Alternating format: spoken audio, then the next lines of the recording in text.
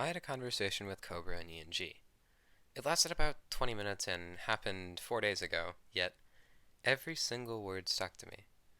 It was a conversation about the future of Minecraft Bedrock speedrunning. It was about the next generation of speedrunners and how one day they'll be better than us and make our once legendary times look like child's play. This was supposed to be my 300th video from over a year and a half on this channel, but I did some speedruns and now it's my 302nd. So either way, I've seen my fair share of new runners rise to fame and old runners fall from grace. Through it all, one thing has always been clear. I want to make a positive impact on the future of speedrunning. So, with that being said, I want to offer you a challenge. Yes, you. Whether you're a new runner, an old runner, or not even a runner yet at all, I am challenging you to beat Minecraft Bedrock Edition in under 4 minutes, and every person who does will have a chance to compete in an upcoming video I'll host on my channel in a week or two. But how do we beat Minecraft this fast? Well, I'm going to show you how. This seed is -990909152419832232, but you don't have to remember that, so we also call it the Peaceful Seed, or Iceboat Seed, or New Seed. It has a lot of names. Personally, I call it Iceboat Seed, and it's by far the best seed to beat the most current version of Minecraft Bedrock Edition in. There are a couple ways to do it on this seed. If you've seen me speedrun this seed before, or Hash, or somebody else, you've seen a route called Hash's Slab Cycle. But especially if you're a new runner, this route is not a good place to start. The two best routes for beginners are called Lava Route and Lava Route plus Shears, and both of these are able to change enough to suit the way you want to play. Lava Route requires some resetting, but it can be very fast, and Lava plus Shears is slower, but almost 100% consistent. So, let's go over the routes. No matter what route you decide, you spawn here. You run 100 blocks or so to the right until you get to this sand block sticking out from the grass. Dig down 4 blocks and loot this buried treasure. There are 2 different sets of loots that can be in this chest though, and it depends what platform you play Minecraft on. This chest will either have 5 or 10 iron. It doesn't make that much of a difference until later in the run though, so we don't need to worry about it right now. Grab all the iron along with a chain chestplate, chain leggings, and, depending on your route, a piece of TNT. Then, go into your inventory. Here there are 2 things we can craft. We can either make an iron pressure plate or shears. If we make a pressure plate, then we are going to do Lava Route. Break this bush right here and then place a piece of TNT here and activate it with your pressure plate. Break a few leaves so the wood has a higher chance of dropping, and then hide behind this tree. Make sure you can't see the TNT, because if you can see the TNT can hit you and it will deal a lot of damage. Wait for the TNT to explode and then look for these materials. 4 logs and 21 dirt.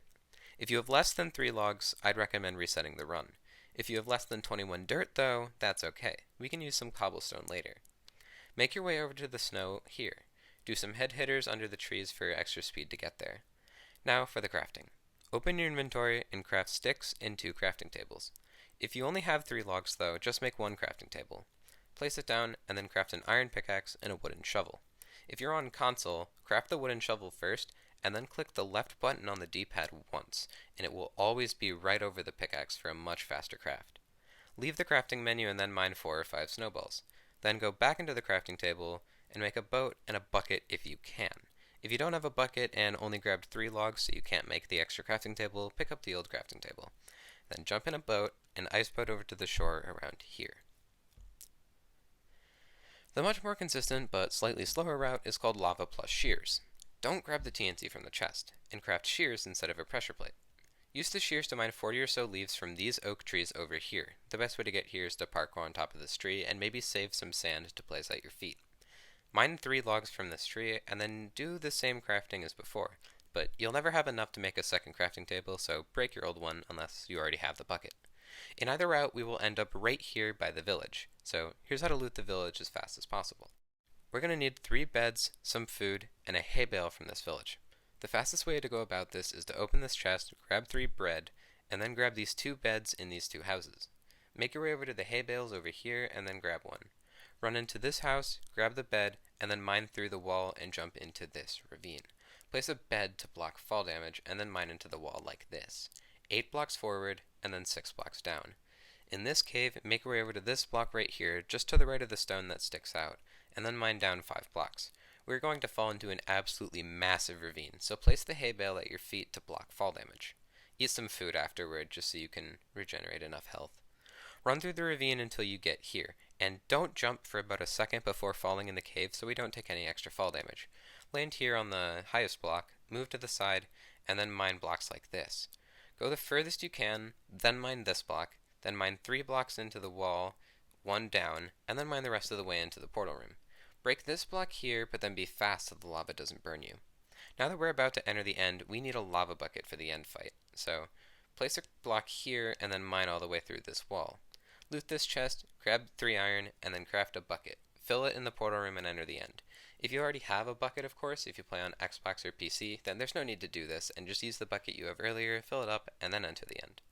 If you've seen a Bedrock 1 cycle before, it looks very complicated, but in actuality, it's pretty easy. First, we're going to speed bridge to the end island. If you know how to speed bridge, great. If not, just look down at like a 45-degree angle or so and place blocks at your feet. Once you're on the island, wait for the dragon to perch and then do this. Stand around here and then throw snowballs here on its neck. Don't throw all of them at once, just in case you miss.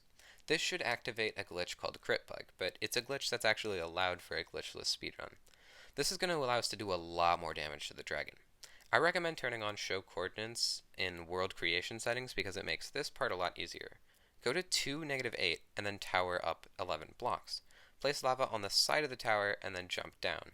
Now, there are 3 different ways to blow up the beds, one of which is pretty difficult and it's called Jump Cycle. If you're on keyboard and mouse, this shouldn't be that bad. If you're on controller, it's a little difficult, and if you're on mobile, there's really no need to do it. Jump and place a bed and then explode it when you land. Do this 3 times and then the dragon should die. If you use touch controls on mobile, switch to third person and then explode beds like that in third person. This is much easier if you use a key mapper, but this is impossible on all mobile devices. The much easier way is called Skwibble Cycle. Basically, when arriving at the fountain, place 6 blocks like this and then a bed on top. Go to 2, -8 and then tower up 11 or 12 blocks depending on how comfortable you are going fast. Exploding the first bed will destroy these blocks, so place the second bed on top of those using the side of the fountain. Finally, the last bed will be right in front of your face, and this will kill you, but if it kills the dragon too, your body will go through the end portal and still complete the game. If you're doing Jump Cycle or the third person cycle, I recommend only towering up 10 or 9 blocks, and if you're doing Skwibble Cycle, tower up 11 or 12.